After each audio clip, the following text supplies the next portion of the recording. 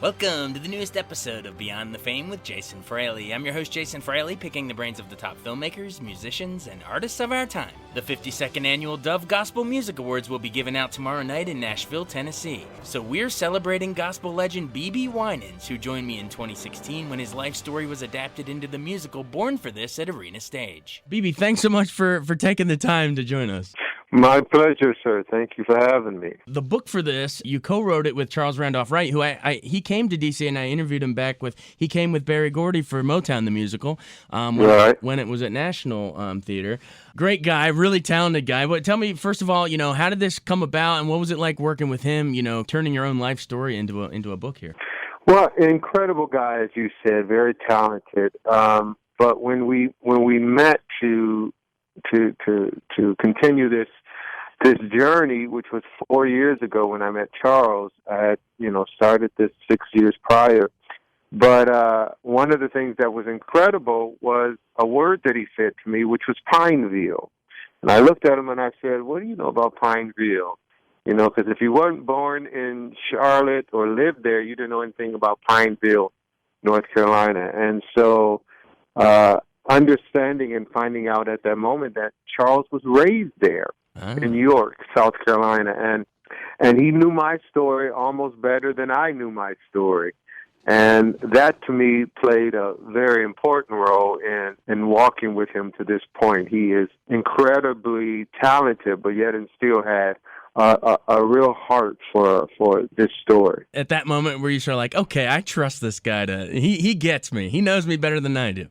Oh, yeah, without a doubt. And I tell you, it's like I found my another brother that I had, knew for a while. And so it's been a delight working and walking with Charles.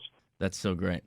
Is this the first incarnation of this? Like, is it made just for Arena Stage? Or We opened April 13th in Atlanta. It was a co-production between Alliance Theater in Atlanta and the Arena Stage in D.C. So this is our second. We say it like this: the piece was born in Atlanta, and now we're in kindergarten at the Arena Stage. Kindergarten. That's a good way to, there you go. And then what would Broadway, is that graduating high school? I don't know what the difference, what the analogy. That would definitely be a graduation. I don't know if that's high school or preschool, but we're excited about the opportunities that have been coming our way. And really, probably in the second week of this run, we'll make some decisions on where we're going from here. And it's the sky is the limit. That's awesome. All right. Well, before we get too far down that road to our analogy of school and everything, let's back it up a second and let's say maybe some of our listeners, maybe even younger listeners, maybe they're like, oh, I know the name BeBe Winans, 6-time Grammy winner, but maybe I'm not familiar with the story. Break it down as if they're unfamiliar with your life story at all. Give them a little like plot summary. A little. Well, that's the exciting part for me, Jason. There's a lot of people that don't know nothing about us, and to me, that the excitement has been going to the theater, sitting in back, and realizing people are seeing their lives on stage. And that to me is what we wanted to accomplish. We wanted people to know that this is your story. Everyone has a purpose behind, being here on planet Earth. And so, to say, it was hard for me to lose my brother, which is part of my journey. Everyone can identify with loss. So, whether you know me or not, if you want to be inspired, you need to come. It's a coming-of-age story. We were born and raised in Detroit, Michigan, predominantly a black situation, high school and all those things. And then we moved to Charlotte, North Carolina, to join Jim and Tammy Faye Baker television network, and life changed culturally. Mm-hmm. Everything about it changed. And understanding that in the South, I dealt with racism. And it's sad to say we're dealing with that same situation even today. Yeah. And so, but I learned that I could overcome hatred, and that's with love. I learned a lot about not allowing racism to separate me, because there's always a choice in every situation, in every matter. So it's a coming-of-age story, and music played a very important role, and still today it plays an important role of my life and my sister and my whole family's life. Yeah, for sure, and I'm sure a lot of our listeners, especially being near Baltimore here in D.C., they're familiar with, I remember Hairspray tackled, integrating, the TV sort of more of a variety show, but this is integrating TV televangelism with the Praise the Lord, Jimmy and Tammy Faye Baker. But speak to it from that side. Like, how much do you think that your gospel music help integrate, throughout the religious communities, and why are Sundays still probably the most segregated days of the week? Oh, unbelievable. And, Jim and Tammy, they became our parents, to put it so, simple. They became our white parents. But they took a risk in putting us on television, because there is such segregation inside of the church. And so it was, they received threats, because of what they did. But they took a risk, and they knew it was important, because, there is no separation when it comes to God's love. And so, today we still face some of those same challenges. And, honestly, I rode on the airplane with someone I just met, and we talked the whole way, and I asked him a simple question. I said, do you have any black friends? Mm-hmm. Have you ever been to lunch or dinner, with African American? And he looked at me and said, no. I said, so how can you understand the plight that is happening all around the world if you have never taken out the time to have lunch? When is the last time you talked about race with someone of another race? And most people will say, "Oh, now that I think about it, like hardly ever." Never have. It's like beating your head against the wall. It's the definition of insanity. How are you gonna? Yeah, exactly. Well, it's insane. Well, I know. So this play, your musical goes into this topic, and in a real history. This is like a period thing that actually happened. But how do we sort of bridge that divide today? In today, like we said, Sunday's still the most segregated. We bridge it two ways. I think we bridge it first by confession, and then allowing love.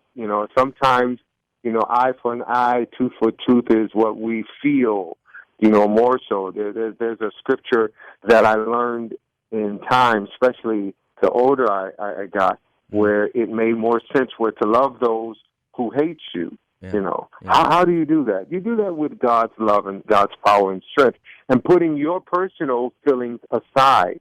So with love, with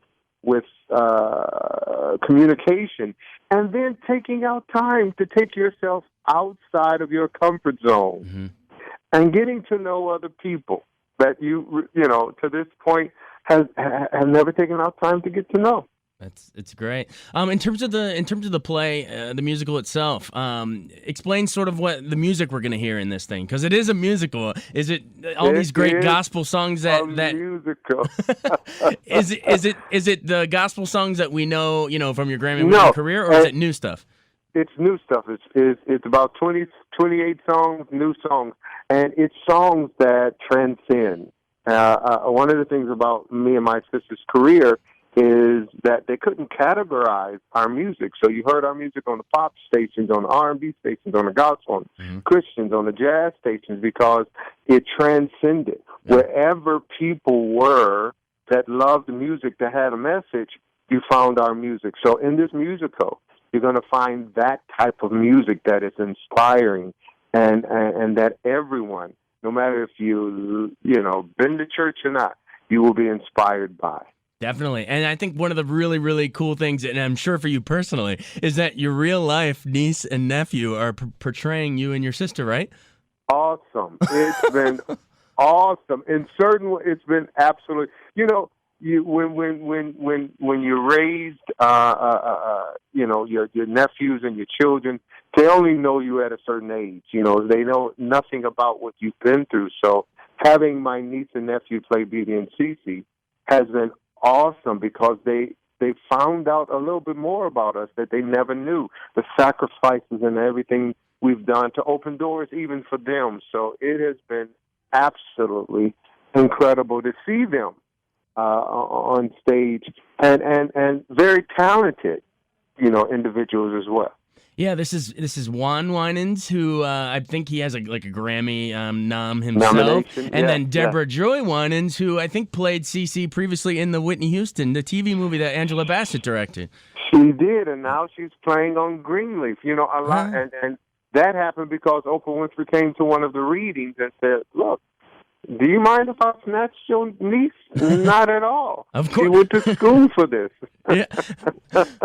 That's awesome. Yeah, and that Greenleaf's with Keith David. It's on OWN, right? Yeah, it's great. Yes.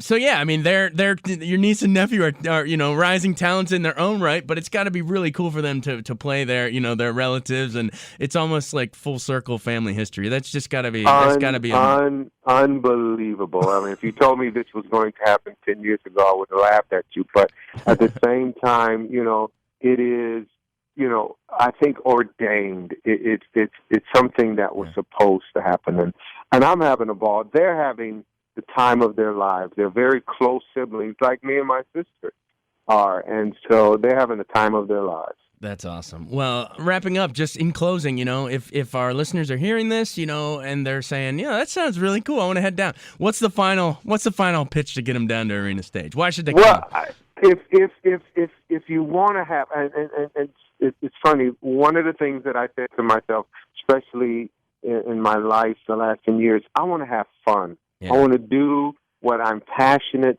for, but have a good time. I believe in having a good time. And so I would tell anyone and everyone that's listening, if you want to have a good time and that time lasts and linger for weeks and days and for the rest of your life, come see Born for this. Awesome. Well, your niece and nephew were born to play you. Who knew that? So it's I love that idea that you said it was ordained. It's pretty cool. You're very blessed to be able to experience this. So enjoy the ride. I know it's sort of in its early phases, but as you work your way up through preschool and kindergarten and the rest, I hope you take a moment to take it in. You're really blessed. I will. I really am, and I'll see you at graduation. We'll be there with your diploma. All right. Thank you, sir. Thank you, Jason. That's the legendary BeBe Winans on WTOP. Thank you. I next spoke with his niece, Deborah Joy Winans, who played BeBe's sister, CeCe Winans, on stage. Thank you for having me. Now, I talked to your uncle, BeBe, who this is all based on. I talked to him just a few seconds ago, and he was saying that this production started out in Atlanta, right? And then now you're bringing it to arena stage. Tell me, that's correct. Yeah, how did you first get involved with it? Because it's a really cool thing that you're getting to portray your relative here. Yeah, it's really, really quite a role for me. It's been very humbling and amazing to be a part of this. And I got involved when they did their very first workshop for it back in 2013. The director, Charles Randolph Wright, and my uncle, BeBe, were looking to do the workshop just to hear it and see how it worked, see what they liked, see what they didn't like, and asked me if I would be a part of it. That's so great. Now, you've played CeCe before, though. You've played her in, I remember Angela Bassett directed a TV movie called Whitney about Whitney Houston. Right. And you played CeCe in that as well. So was it easy to make the jump to this, or have you tinkered with the idea of the role a little bit? Have you perfected it a little since then, or how does that work? Well, yeah. I mean, the TV movie, I was literally on there for like 2 minutes. Okay. So it's not. It wasn't really anything where you had to learn who CeCe was and you had to get her. It wasn't anything like that. It was simply seeing Whitney at an award show. Oh, okay. So this, for me, being her and born for this has really, really stretched me. There's a lot of singing, as it is a musical. Mm-hmm. And so that's something that was challenging for me because I didn't sing very much before this. And so really kind of honing that singing craft and trying to learn different things that she does that I can do, because there's quite a bit that she does that I cannot do because CeCe is CeCe for a reason. Yeah. so I think playing her in this capacity has really, really, really been an honor, and it has stretched me completely. Take me into some of, you mentioned, obviously this is a musical, so take me into some of the songs. Is there one that gives you goosebumps every night? Or the easy answer is you just say, they're all my favorite, but I'm not going to let you get away with that. You got to. Well, the music is really, really beautiful. My uncle wrote several new songs for the musical, but there's a few songs that people will know as soon as the music starts playing. Right. There's Tomorrow, which is sung by the Winans, which my dad is a part of that group, and my dad actually wrote Tomorrow. Wow. There's The Question Is, certain songs that come on that I've known since I was a little girl. There's just something about them that they're timeless and they're amazing. When I hear them, it's like, that's a good song. So yeah, but there's so much music in this show and so many beautiful songs. I love hearing my brother sing. I love the title track, Born for This, which my brother sings, and he sings it very, very well. There's a lot. You just got to come see it. There's so much music. Oh, we can't wait. So it's a little bit of a jukebox musical, but also a lot of new stuff as well. I gotcha. Okay. Awesome. Yeah. All right. So your brother is Juan. He plays BeBe. Yes. Tell me what it's like working on stage with your brother. And do you guys have like a little, in real life, do you guys finish each other's sentences? How close are you guys? And has this like brought you closer? Definitely. We were already very close. My parents kind of raised us to be that way. Never really any competition, just always supporting one another. And so we've always been close. And when he came to do the second workshop, I thought of it as just a week where I got to hang out with my brother. And then as we began to work, it just felt right. And I never thought I would get to work with him in this capacity. He's such an amazing singer, Grammy-nominated artist. And so being able to share the stage with him is really, really the biggest joy for me. It's a blessing. I thank God for it. Definitely. How take me sort of into just the your whole Winans family, legacy. Look back, and because I know the story explores this too, but just speak to sort of how BeBe and CeCe, your aunt and uncle, how they helped integrate, television and televangelism even, explain sort of their, maybe a lot of people don't even know the importance of them with Jim and Tammy Faye Baker on the TV network, but explain sort of how they helped sort of, help our whole March to Civil Rights here. They were, Jim and Tammy Faye Baker were a huge part in kind of making BeBe and CeCe who they are. I don't want to give away too much because I want people to come and see the show, but I learned a lot about that part of their life in doing this show. Growing up, you just see them as your aunt and your uncle or your parents. And when I got older, I started to realize and see the effect that they had on music, the effect that they had on people. And then when I got to this musical, I learned what it took for them to have that effect. I learned all the things that you went through back in the 80s in North Carolina, in Pineville.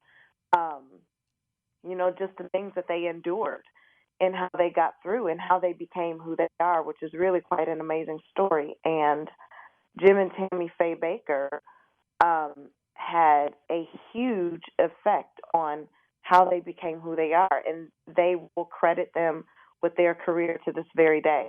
Awesome. Well, thanks for sort of tiptoeing around that because we don't want to spoil the play for everybody. But okay, cool. And take me into working with Charles Randolph Wright. We talked to him. When did I talk to him? Oh, he was here he came with Berry Gordy for Motown the Musical when it was doing its national tour. Nice. What a smart dude that guy is. Talk to me because he co-wrote it with BeBe, and then he also directs it. What's it been like working with him as a director? Oh, he's amazing. Charles is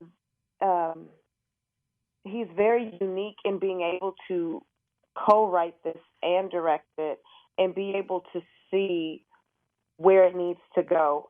He's just brilliant. He's really, really brilliant. And he's a great actor's director. He understands where he wants you to go, and he knows how to get you there without giving everything to you. He allows you to find it in your own way. Mm-hmm. And it's just beautiful working with him.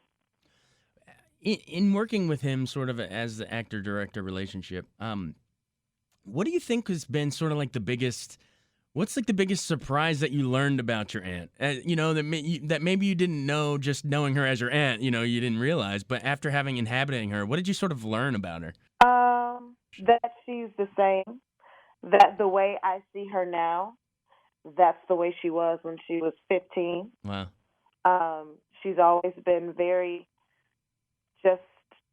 she loves the Lord. She's into living her own life the way she sees it, in the Word, and she's the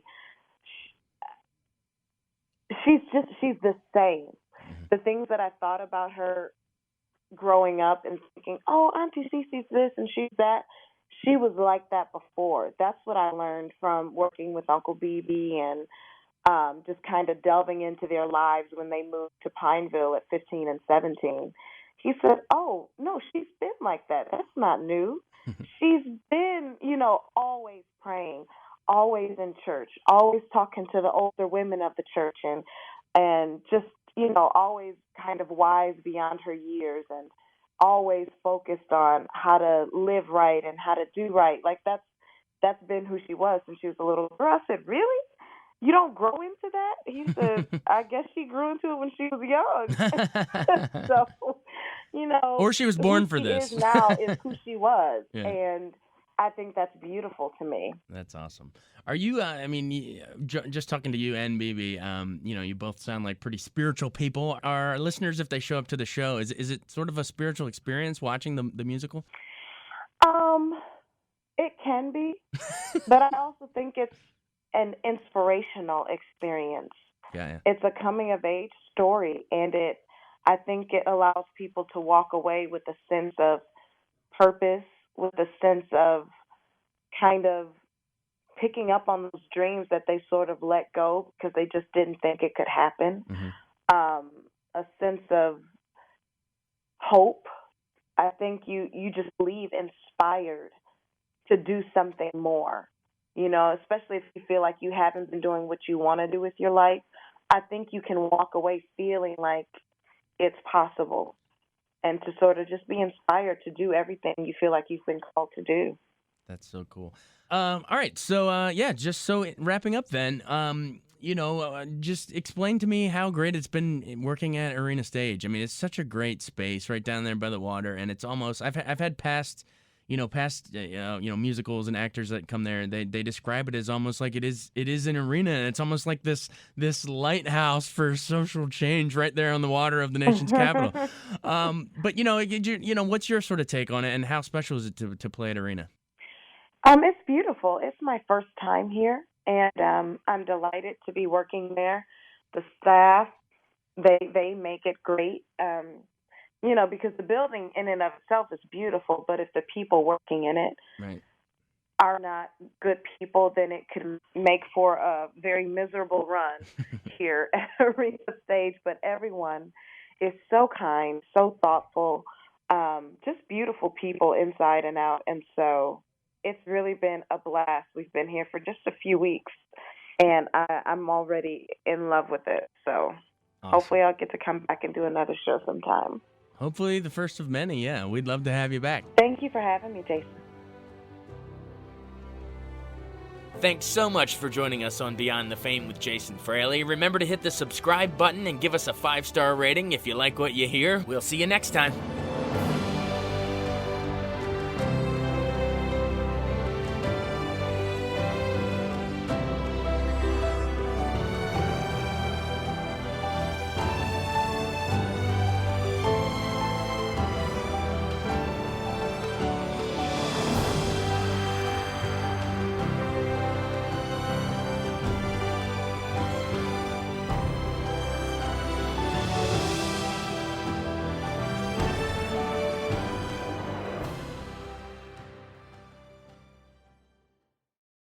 I wanted to take a second to tell you about an app I really enjoy. Living in the D.C. area is great, and Podcast D.C. gathers all of the local shows that I like all in one local app. Health, sports, local news, politics, and so much more. Podcast D.C. is the new local app with hundreds of D.C. area podcasts to choose from. I can earn exciting rewards just for listening and share the podcasts I love instantly. Available in the App Store or in Google Play, listen local with Podcast D.C.